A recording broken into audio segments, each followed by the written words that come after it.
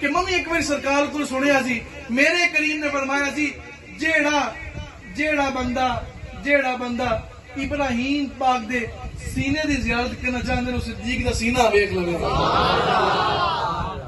اب اگلی محبت دیکھیے دو میں یار بوئے تے کھلوتے ہیں اب مولا مستق پتہ کیا فرماتے ہیں. یہ فرمانے کے بعد اب سرکار صدیق پاک کی باری آ گئی ہے. سرکار صدیق پاک فرماندے نے من ایک باری سرکار کو سنیا سی سرکار فرمایا جے نے حسین و جمیل ویکھنا ہے جے نے آدم پاک دا حسن ویکھنا ہے یوسف دا حسن ویکھنا میرے علی نو ویکھ لے.